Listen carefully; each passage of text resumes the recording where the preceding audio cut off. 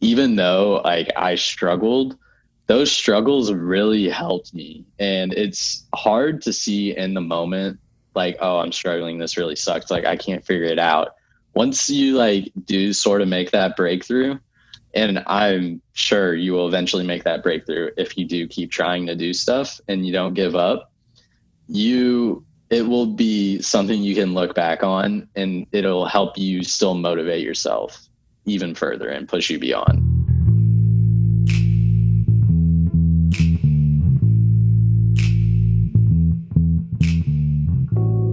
You mentioned Dr. Kerwin kind of push you into that direction, right? Did the SURE program introduce you to Dr. Kerwin? You kind of go to like the beginning really of your research. Yeah, beginning. So my research experience. So I knew I was actually in Dr. Kerwin's lab before I joined the SURE program. So I found out research through the Biochemistry Society. They had a meeting where they were talking about research, and like, this was the first time I ever heard of research besides like something you see in a movie. I'm like, okay, well, what is research? And it's just like, you don't really like, it's hard to explain like what you see in research in movies and a research lab in person. But I will say, whenever I first getting ahead of myself. But they introduced research. I talked to the president of the Biochemistry Society. I was like, hey, I'm interested. Who do I contact? They're like, well, what are you thinking about? Like, what are your interests lie? And I was like, well, medicine always seems sort of cool. And he's like, okay, I advise you to either talk to Dr. Kerwin or Dr. Kornienko. And I sent Dr. Kerwin an email, didn't get a reply. So I was just like, okay, that's weird. And I went to his office because somebody had told me that sometimes he's a little iffy about responding to emails. So you should go just say, like, introduce yourself and say like, hey, I emailed you, I didn't get a response. And that was sort of whenever I first contacted with him. And I was so unprepared looking back at it. It was crazy. I had no idea what I was doing. I was like, hey, I'm sort of interested in research. And he's like, tell me your story. I was like, well, I don't know. I guess I just transferred here from A&M. I don't really know what I'm expecting. I'm just trying to get a different experience from last time, because my experience at A&M was not that great of an experience. And and I told him my story about how my dad had cancer because he did cancer research. And he was just like, okay, show up to this meeting. We'll sort of get you more involved, see what you like. And he allowed me into his lab. And the first time I stepped foot in his lab was like the craziest thing I have ever experienced. Just seeing all these weird machines, all these weird chemical bottles all around, like a friendly, warm atmosphere. And you're just like blown away. This like really sparked my curiosity from a kid. I was like, okay, this might be what I was missing. And after shadowing someone, I was like, okay, maybe this is not what I was missing, because it started off with organic synthesis. And I'm a little baby whenever it comes to chemicals. I'm like, this is going to kill me. I was like, if I look at this chemical wrong, it's going to explode in my face. Everything's a carcinogen. Yeah. Yeah. And it's just like, don't do this, don't do that. And everybody's like, hey, those warnings are like over the top anyways. I'm like, no, like that thing's going to kill me. And I just sort of like walked around, saw like what everybody was doing. And I found a project. I was like, that's a really cool project. I really like that project. And that's what I do now. And we take the compounds that were synthesized from the organic synthesis side, and we do a metabolism assay to see how quickly it gets metabolized in vitro, and sort of just finding out like some pharmacokinetics of these molecules. So I was super drawn to that. And then right around whenever I was realizing, okay, this is something I really see going places, I'm more interested, I got an email from Nina. And I was like, oh, I'm eligible for this? Like, yeah, I'm going to apply. Like, what's the worst that could happen?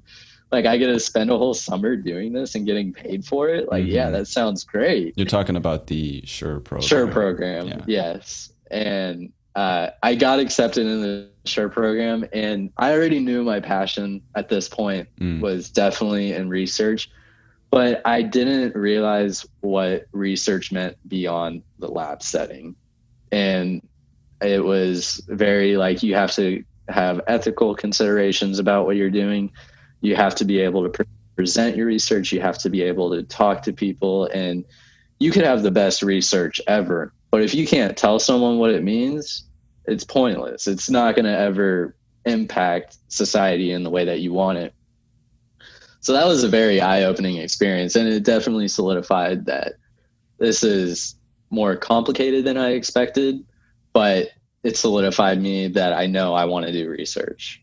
And then pretty much I've been in research ever since. I was going to say, I remember your project from the SURE program, the presentation of the pharmacokinetics. And I remember looking at it and I was like, wow, sounds pretty cool. Like, I didn't honestly know. In all honesty, I maybe understood like 30% of what you were saying. Yeah. But, it was just kind of like, wow. I mean, I hadn't even taken OChem at that point. And I'm over here seeing like structures and like, and I was just like, wow, this looks cool, right? But I was gonna say is I remember the first time I talked to Jake in the SURE program, we were it was like Freeman's Ranch. Is that what it was called? Yeah. It's like a location that Texas State owns that it basically has buildings like small ones to like. It's like a body farm, isn't it? Yeah, that too. But the non creepy side of it. Yeah, it's side basically note. just but anyways, we were gathered in a circle, and we were told to bring something that meant a lot to us, or something that represented us, right? Some people brought a toy car, other people brought pictures. I brought a picture of myself when I was like a toddler, and I was basically wearing like a, it doesn't matter to this point. The point of this story is that what Jake pulled out, correct me if I'm wrong, it was like a chip, or like, it was like, I don't know what it was, because it was like my turn, I said something, and then it was someone else's turn, and then it was Jake, and Jake goes, yeah, so, and I was just like, what is that? I was so confused. What was it? So it was an Arduino microcontroller. And pretty much what it is like you can code it to do certain things. And this, going back, whenever I dropped out of college, I found I was learning stuff still. I was learning how to code microcontrollers. I was learning how to do these things. And I was like, okay, well, I'm definitely still a very curious person.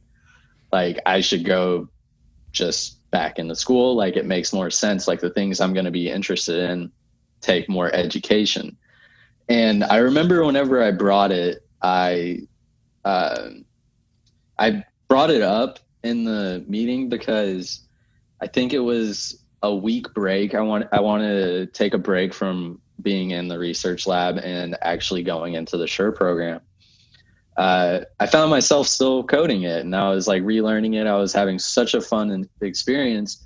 And even though I really struggled with it in the past, I was able to overcome those hurdles and make progress forward. And that's such a satisfying thing to do, and is really what happens in research. Is like, there's a lot of struggle, but then you get to that point and you make that breakthrough. You're like, oh, this is so awesome. And then you like get back into it. I could do this. It's so many ideas. You could just like, one of my problems with the microcontroller is there's so many things you can do with it that I have trouble sticking to one project.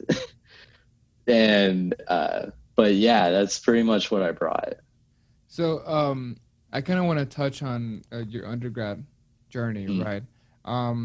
Throughout this, what we've been talking, you kind of been dropping hints of, you went to A&M.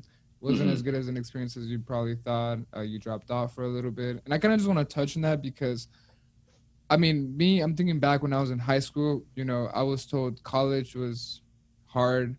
You aim for 4 years and then you go on with your life, right? But obviously that doesn't happen every time, right? So I don't know if who listens to these. It might be undergrads, might be high school students that are still trying to figure out what they want to do.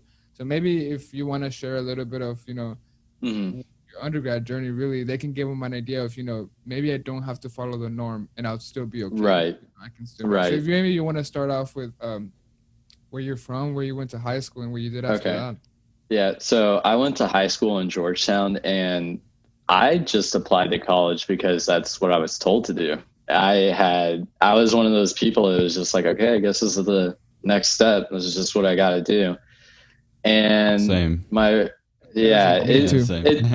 I was just like, I guess this is something I have to do. And I was originally a chemistry major.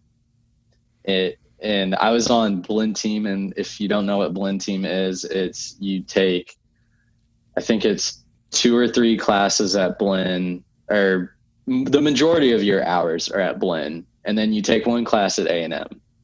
And mine were always the chemistry courses at A&M. And one problem that I found I had with A&M is it is such a big campus. You just get lost in the numbers. They have over 60,000 students. I had never had a classroom that was less than 300 people. Like, it was so weird. And then I was just like, maybe chemistry isn't where my interest lies. So one semester I changed from chemistry to chemical engineering. And then whenever I met with an advisor, they said, okay, well, you need this, this, and this. And I was like, okay, well, I'm at this point. And they pretty much laughed me out the door. Like, no joke. They're just like, yeah, sorry, we won't take you. And I was like, oh, wow, that's crazy. Like, this is the first time it's just like completely shut down and there's just like no chance whatsoever. So that made me like sort of step back. I was like, okay, that's weird. For sure. And then I continued as a chemistry major, and I sort of hit a low point in my life, and I had to go to counseling. And I went to 2 different counselors, one that was associated with the A&M that was, I swear, they were studying me. Like, they always showed up in lab coats, and they're just like bringing random people in, and they're just like, are you feeling this? Are you feeling that? And I was just like, what is going on? Yeah. And there's like a window. You can tell it's a one-way mirror. And I'm like, is there people in that room, or am I getting like spied on right now? I can see that like, as well. I have a few friends at A&M, and they basically say the same things. It's not quality counseling from their perspective. Yeah. And then they sent me to someone else, and she like pretty much was like, okay, your interests are not in chemistry. Try out economics. So because on Twitter, like, I told her I followed like business accounts, and like I sort of like thought that was interesting. She's just like, okay, you should try economics. And I was like, okay, I'll give that a shot. So I think this is my what year of college is this? This is my 2nd year of college, maybe something like that. I switched to economics, and I was like, this is pretty cool. I'll keep going. And accounting hit, and I was like, what is going on? This is making no sense. And I had to change. No, I'm sorry. What was the order? I went from chemistry to chemical engineering to economics to finance to dropping out. So after I hit accounting, I was like, okay, like, I really need to take a step back. And that's whenever I dropped out. And I was like, and then, like I said earlier, I was still finding out that I was a very curious person. I was trying to learn all these things. And I was like, well, where do I go now? I was like, I guess Texas State. And it was sort of, looking back on it, it was a bad reason why I chose Texas State. It was just sort of like, oh, they'll accept me, right? Like, I was like, I think I had like a 2.7 GPA. I was like flunking classes and dropping classes left and right. I think I used all my Q drops or W drops, whatever they're called, by the time I transferred. And I chose biochemistry as a major because I noticed in my chemistry courses, whenever I was leaving reviews for the professors, I was like, hey, like, you should keep talking about the importance of this chemical in biological systems. So biochemistry seemed like a very good starting point. And yeah, that was by far the best decision I've ever made in my life. And if there's one point that, if I could say that like really changed my trajectory, it was making that decision. And yeah, that was, what was it, 2.5 years of all that, or 2-3 years, all that struggle for me to be transferred to Texas State. And it is such a great community here. Like, you really do feel like a person. Like, the professors care about you here. You do not feel like a number at A&M. And this is, I don't want to make this seem like if you go to A&M, this is a bad thing. This is just my own personal experience. But yeah, it really wore on me, and just meeting all these people here and the enthusiasm that the professors have for teaching students, and that close community wherever it's, you actually see people from your classes throughout your day.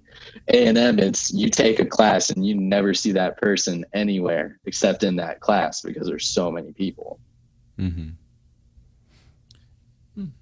Yeah, I was just kind of like, because I know I remember you sharing a little bit of that during the SURE program. I don't remember the activity we were doing, but I remember hearing that. And then I talked, like, I just, wanted to know more, if you wanted to share, and you did.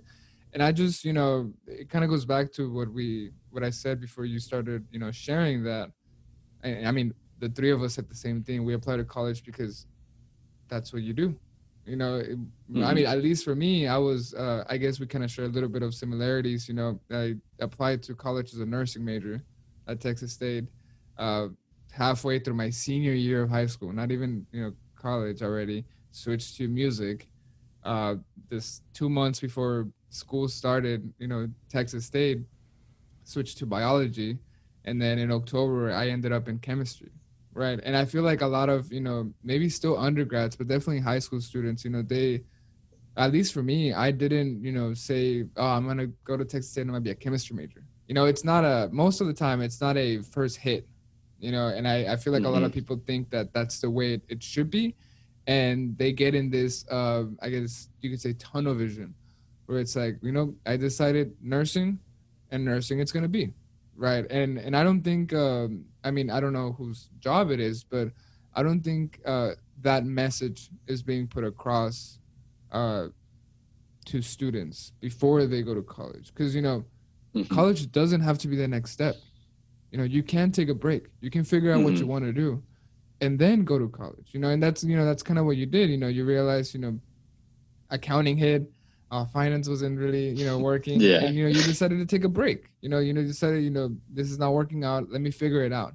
And I think we, as, now that we've gone through that, we know that that's a thing and that does happen. I think we can do something about it now, where we can say, my sister's in high school right now. Right. And, she sometimes asks me, well, how'd you end up a chemistry major? And I was like, I don't know. It just kind of happened. I just, I really liked chemistry. I was taking chemistry courses, and, it is what it is now. And she tells me, I sometimes ask her, what do you want to do? And she goes, oh, I want to go to forensic sciences, right? And I'm like, well, have you been looking, just about it? And she goes, yeah, I've been looking at videos. She even told me, I'm kind of looking at Sam Houston State University. She's a sophomore, like, never would I have been, as a sophomore, like, thinking that ahead. But it's the fact that I've gone through it now, that she can see that. And now she knows what questions to ask. She knows what to look for. She knows what to do. And it's just, I really wish a lot of people knew that you don't have to go the traditional route after high school, 4 years, you move on. It doesn't have to be that way. And I'm glad that, you're able to share that, with detail, because I feel like I'm just going in circles, but I just feel like it's just something so important that we don't do yet. Yeah. Bottom line. Oh, sorry. I was just going to say, bottom line is, it's very wrong to get discouraged with changing majors and not going your traditional route. If any, the way I see it, I think I changed majors twice. twice, nursing to biology twice. And I added a few minors that don't make a lot of sense probably on a review board, but now the way I see it, I'm more sure now than I have ever been about what I want to do. And I don't think anybody should be discouraged of not knowing what they wanted to do since they were 5 years old, you know? Yeah. So, what were you going to say? I could definitely not agree with that more. That's pretty much what I was going to say is, even though like I struggled, those struggles really helped me. And it's hard to see in the moment, like, oh, I'm struggling. This really sucks. Like, I can't figure it out. Once you like do sort of make that breakthrough, and I'm sure you will eventually make that breakthrough if you do keep trying to do stuff and you don't give up, it will be something you can look back on, and it'll help you still motivate yourself even further and push you beyond. Something I wanted to touch on real quick was during your undergrad journey, you visited a counselor, more than once. And, this past week was Suicide Prevention Week, right? Today's the last day, yeah. September 6th. Yeah, and no, so... not 6th. 12th, I think. 12th? Yeah, what day is it? Yeah, the 12th. But it just kind of goes to show, mental awareness is still a topic that should always be talked about. And a question that I was going to ask you is, knowing when you're not okay, I guess what I'm trying to say, you need to know when you're not okay mentally, right? Because we always say this of, if, your head is not okay, you won't be able to work, you won't be able to do work, schoolwork, work in general, you won't be able to, have conversations normally. And I think it's very important to know, when you yourself, you don't feel okay, and that it's okay to seek help, right? I feel like, to me, it has never happened where I've been discouraged from looking for help, but I think it should be something that's more normalized than it already is. That it's okay to see a counselor. It's okay, to talk to someone about it, right? So I guess the question that I was going to ask, when you don't have to go into much detail, but when you were, in that moment of this is not working out, I don't know what's going on, and you decided to seek for help, really, how was that process? Did anybody help you with that, or how was that? Yeah, so my parents have definitely always been there for me, and I have had some friends that helped me out along the way. But initially, like you said, you sort of have to be aware of whenever you're in that dark place. And I was not, like 100%, I was not aware. I thought I was just living a normal life. And I sort of found out in a very wrong sort of way. I wanted to try to get 5-ANTs or Adderall to help me with schoolwork. So I took a test, and they're like, hey, you have depression. And that's whenever I found out. I was like, no, there's no way I could be depressed. Like, I feel fine. And I realized, yeah, maybe I am. And I'm just like not getting as much stuff done as I should, because looking back on it, I was so lethargic. I didn't want to do anything. I just wanted to play video games. I was procrastinating on homework, not even getting certain assignments done. And it was a struggle. And I know counseling is an option, but counseling is not the option for me. You also have to sort of think about things for your own sake. I'm happy I did go the route to the counseling, because it sort of taught me a little ins and outs. But one thing that really helped me realize, like, thinking about myself, is meditation. Meditation is so helpful, and it is something I live by. Like, lately I always have 10 minutes out of my day set aside for meditation. If there's been, I think, a couple times whenever I've gotten more stringent about it, that if I did forget to meditate, I would be a lot more quickly agitated, and my day would just not feel good. But whenever I start my morning with a morning meditation and doing mantras and getting there, I found that is one of the most beneficial things to me personally. That might not be the case for everyone. Maybe counseling works better for you. You don't really know until you try. And sort of going on that, I don't think we have it here at Texas State, but I try to be a pretty big proponent of mental health just because I've been there, I've struggled. And I know meditation was helpful for me. One resource they had at A&M is called a biofeedback room. And that's wherever you are put into a chair, they put you on a heart rate monitor and you can sort of see your breath. You can see your heart rate. And they walk you through the steps of meditation. They, for the route that I chose, they would have like scientists or people say like, this is why this is helpful. And that really helped me. And maybe that was just like the inner scientist in me, that if you gave me reason, it would be very helpful. And that's whenever I first learned meditation. And one thing that I'm hoping I can eventually accomplish here at Texas State is my current roommate is a senator. I want to introduce a bill to get funding for a biofeedback room on campus. We currently don't have one, and it's definitely a very reaching goal. But I know with the experience I had, I'm not going to be the only one. Like, I know this could impact other people, and counseling is not the only option. And we really do need to take mental health very seriously nowadays. Absolutely. Yeah. Even if you're not, you don't think you're going through anything. I did like a 5-minute meditation session right before this podcast just to clear my mind. Yeah. I'm glad you brought it up because I'm also a big enthusiast of meditation. Just clearing your mind, practicing that mindfulness that you mentioned, very important. And I feel bad kind of ending it on kind of a low point, but within our organizations, we definitely do want to encourage socializing, being part of a group. We're very open, ACS, we don't take, membership dues. We're not doing that. We have a social today, in a few hours. We're just gonna hang out in a Zoom call and play Mafia. It's really lighthearted stuff. Oh, that's cool. Yeah, you're welcome to come. Maybe we'll see. But look, it's all about just. Now it's really easy to slip into low points and just I'm stuck in my apartment all the time these days. You're not going outside, you're not exercising. It's very easy to kind of just forget about taking care of yourself instead of your homework, right?